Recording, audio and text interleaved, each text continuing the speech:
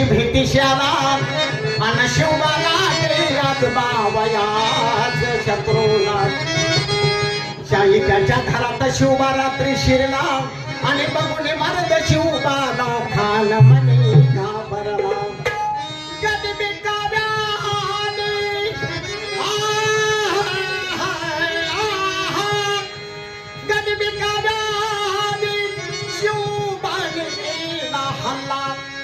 खान बोली तो बाला केला शाही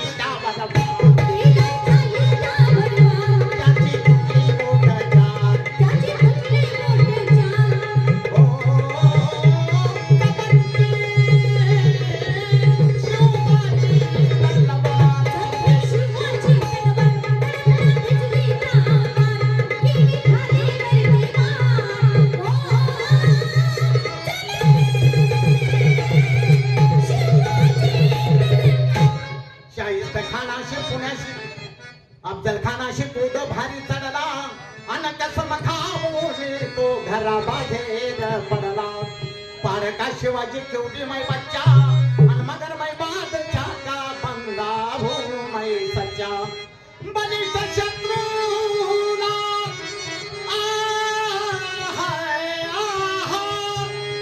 बलिष्ठ शत्रूला शिवबाने ओळखला अन प्रतापगडाशी तो भेटीशी आला आवा हमसे मिलाओ म्हणून खान भिडे शिवबाला अन करुण धोका अफजल खान सुरू करी बाराला झाला शिवराया हुशार झाला शिवराया हुशार झाला शिवराया हुशार झाला शिवराया हुशार केला क्षणाचा बदलधार केला क्षणाचा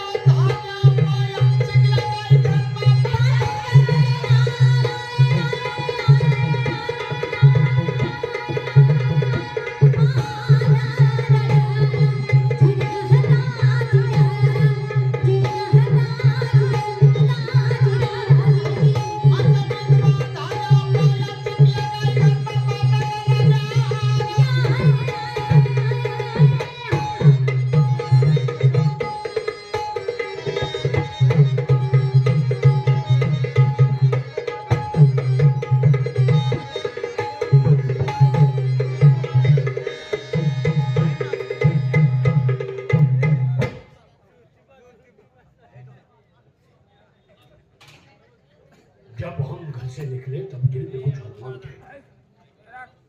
जब हम घर से निकले तब दिल में कुछ अरमान थे। सामने देखे तो सब कब्रिस्तान थे। चलते चलते एक पैर गिरा हड्डी पे। उन हड्डियों से कुछ बयान थे। संभल कर चल नादान, कुछ दिन पहले हम भी इंसान थे। काय तू तो ऐसा एखादा माणूस माणसाच्या स्मशानभूमीतून जात असताना माणसाच्या हाडाची ठेस त्याला चुकून लागत असते आणि तो खाली पाहतो, काय ठेस कशाची लागली?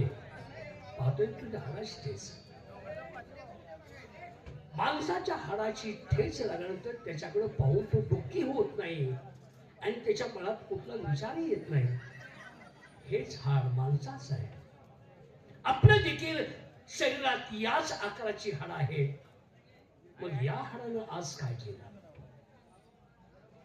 त्यानं किती सुखदुःख असतील, किती नात्यात वावर असेल, किती संकटावर मात केली असेल, किती माणसांची मनं दुखवली असतील, किती माणसांची मनं त्यानं जिंकली असतील. आणि हे झाड आज स्मशानभूमीत बेवारस पडलं.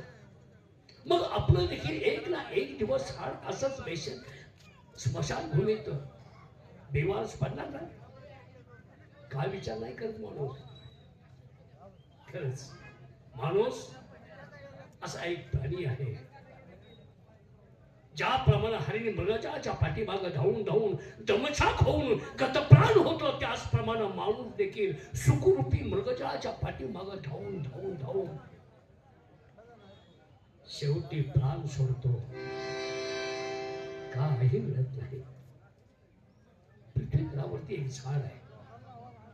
ते झाड, त्या झाडाला फुल येत नाही आणि फळ येत नाही, असं या पृथ्वी तलावरती झाड आहे. ते कोणतं? संसार. संसार असा एक वृक्ष आहे, त्याला फुलही नाही आणि फळही नाही. मग त्या वृक्षाच्या छायेत आपण सारखं बसलो असतो. किती संसार करा, कितीही संसार जरी केला तर त्याच्यातून काही देखील निष्पन्न होत नाही. मुलं कुणाची, बायको कुणाची, नातलं कुणाचे, कोण देखील कुणाचं नाही. शेवटी माणूस लग्न अवस्थेत जन्माला येतो, तसाच लग्न अवस्थेतही निघून जातो. जोपर्यंत माणूस जिवंत आहे तोपर्यंत त्याचं नाव आहे. आणि एक वेळ माणूस मेला की त्याच माणसाला बॉडी म्हणतात. त्याची बॉडी आली का? नाव कुठे गेलं? मग एवढा अभिमान का, गर्व का, कशासाठी? मग आज मी विचार केलाय, आज दरबार भरवून आपले दोन चिरंजीव आहेत त्यांना व्यवस्थित सांगायचं आहे. कारण राज्यात अनेक अन्याय अत्याचार होत आहेत. गुन्हेगाराला झाकून नाही तर त्याला लपवलं जातंय, त्याचा गुन्हा सिद्ध होऊन देत नाही. हे कोण करतं, कशासाठी करतं, हे मला पडताळून पाहायचं आहे. सांगणारा कोणीच तयार होत नाही. मग आपल्या घरातले तर नसतील ना? बरं असतील तर त्यांना व्यवस्थित कसं सांगायचं ते मी आज दरबार भरून माझ्या मुलांना मी सविस्तर सांगणार आहे. कारण मूर्खाला शब्दाचा माप नाही बसत. मूर्खाला जोड्याचा मार दिला तरी त्याचा काही फरक पडत नाही आणि शहाण्याला मात्र शब्दाचा मार नक्कीच बसत असतो. त्याप्रमाणे माझ्या दोन्ही मुलांना दरबारामध्ये बोलवून त्यांना कसं सांगायचं, काय सांगायचं ते सारं मी अगदी घोकून ठेवलंय. पण दरबारात पहारेकरी नाही, कुठे गेली काही कळत नाही. पहारेकरी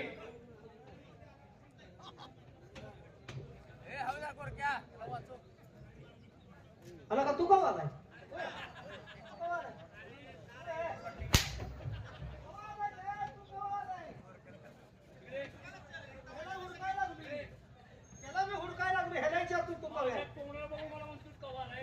तुम्हाकडे बघितलं पण ह्यो कुठं दिसना हो. याला म्हणलं तू कवा आलाय? नेमका तू कुणाला म्हणताय? हा तुला का महाराजाला म्हणलंय?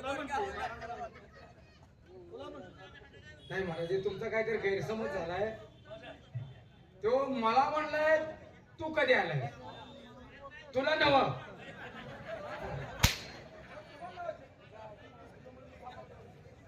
ह्याच्यामुळे मी पकडले. तुमच्या नाही नाही, तू मला म्हणला, तुम्हाला म्हणला नाही. आमच्या एकामेका दोघांचं माझ्या बरोबर तुम्ही असं वागता. तुम्ही टेन्शन घेऊ. तुम्हाला कोण दिसतोय मी? मी तुम्हाला कोण दिसतोय माझ्या बरोबर असे वागताय? ते करसुंदीचा नाथ बाबा.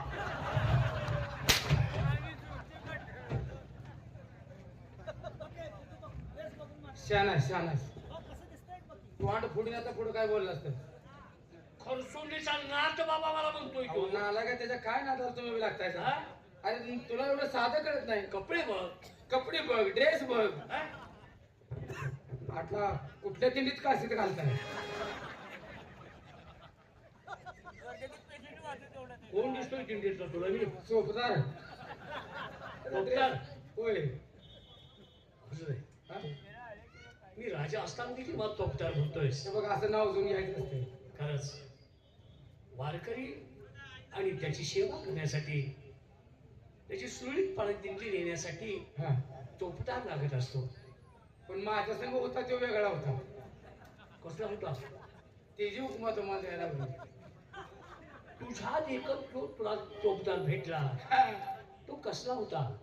प्रत्येक वारीला बाय बदलत होता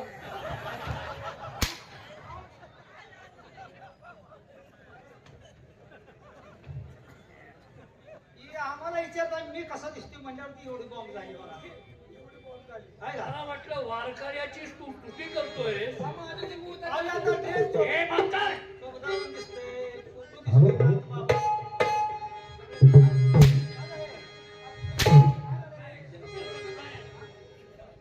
काय काय चहाचं पुढं आहे. ए, शासनाने काय? आता कुणी सारवाई नाही का काय?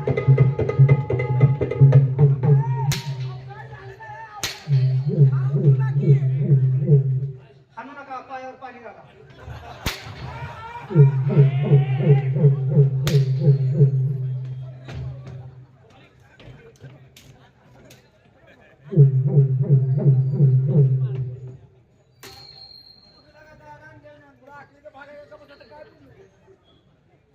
वारकरी, बोला वारकरी. आज मी तुमच्या दोघांवर उडणार आहे ना? कसं बोलताय ना? ह्या वयात चांगलं नेट केली रे बहादराने. पावसाळा म्हणता ह्या वयात मी तुमच्यावर म्हणल्यावर आम्ही काय ओळखायचा? कंसात शब्द असा ठेवू नको अर्ध काय बोलताय? कंसातली रिकामी जागा ठेवूच नका तुम्ही अरे गाढवाणू ते नाही, मी आज तुमच्यावरती खुश आहे. असं म्हणताय का मी तुमच्यावर म्हणल्यावर आम्ही काय ओळखायचं मी बोलेपर्यंत तुम्ही का दम काढत नाही? अहो तुम्ही 1.5 महिन्यावर बोलता जरा तुमच्याकडे काम आहे. मला तुम्हाला खासगी आज विचारायचं आहे. काय तेव्हा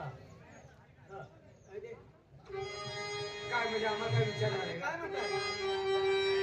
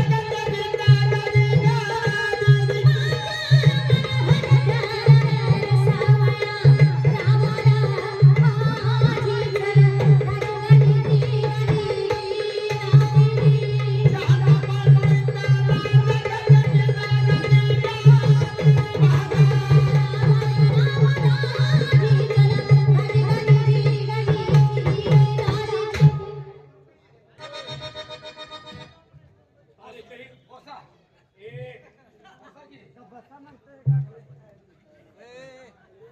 सुटेचा सूर बोल. त्यांनी ओळखलं. तुम्ही बसा. काय विषय? ए, आज माझ्या मांडीला मांडी लावून तुम्हाला बोलायचं आहे काहीतरी. म्हणजे नेमकं काय बोलणार आहे बोलणार आहे मी. काय 2 खुर्च्या घ्या. त्यांना घेऊ द्या बरं. ए, काय म्हणताय? तू एक खुर्ची घे आणि याला खुर्ची घे. अहो ग्रामपंचायतीने ते एकच दिली आहे ग्रामपंचायती दिल्यात का? हे सिंहासन माझं आहे. खुर्च्या घ्या 2. कशाला खुर्च्या हो? माझं काम आहे. आपण बसा.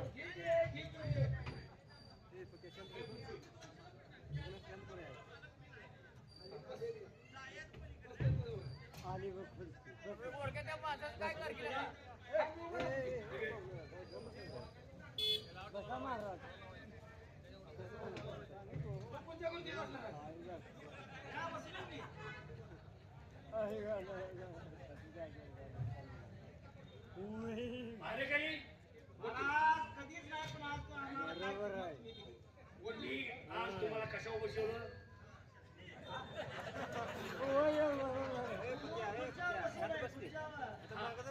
माझ्या शेजारी तुम्हाला बसवलं, खुर्चीवरती बसवलं. आज तुम्हाला मी सर्वसामान्य प्रश्न विचारला. विचारा विचारा.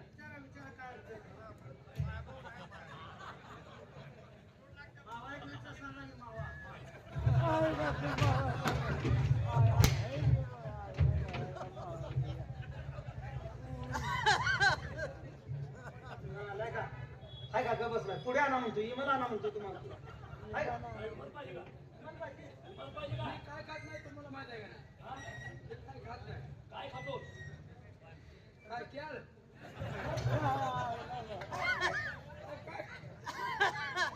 पान खातो की काय असं विचारतोय मी. आपण खातोय मी. हा, काय विषय? बस खाली. ए लगा बसा की.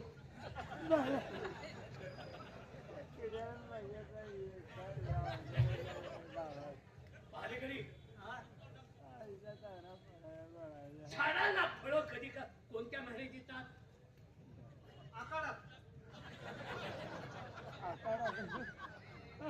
मला माहित नाही म्हणून विचारतोय. गारवा शावला नाही का तुम्ही? आता आंबे कधी खातोयस? आंब्या ह्या दिवसात. हा, मग या दिवसात काही मागच्या 2 महिन्यात फळं येत असतील. ठीक आहे. म्हैस आणि शेळी कधी काम जाते? वाट केल्यावर.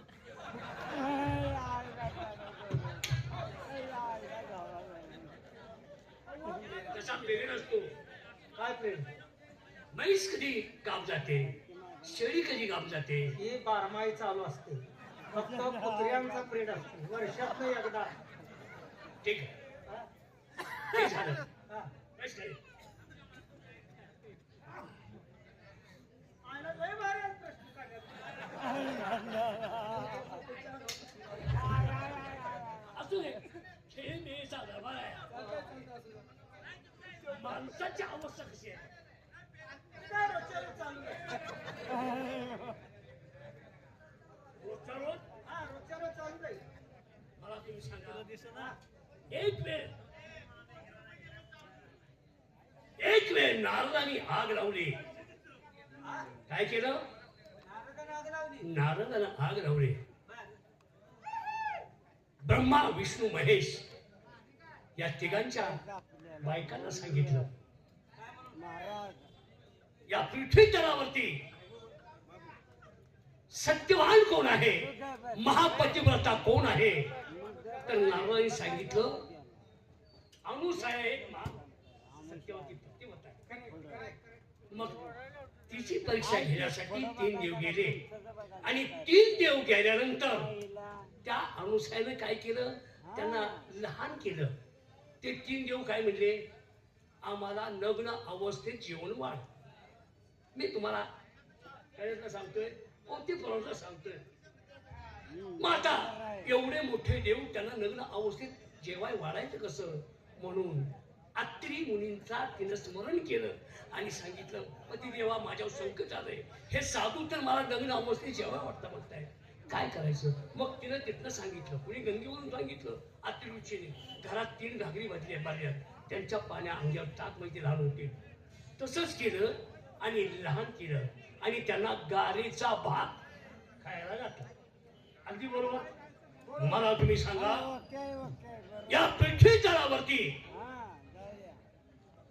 गार गिळल्यानंतर त्याचं पाणी कोण करतं?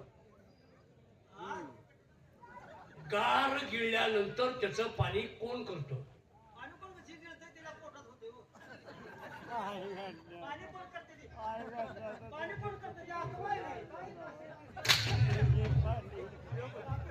मी राजातून असला प्रश्न विचारतोय, त्यातून मला काहीतरी घ्यायचं आहे म्हणून. आता पाणी कोण करते म्हणल्यावर? अरे मूर्खा, असा एक जीव अजून पृथ्वी तलावरती आहे. त्या जीवाच्या पोटात गार गेली तर तिचं आपोआप पाणी होतं. राईट. काय राईट? असा कोणता जीव आहे? तुला माहिती आहे का?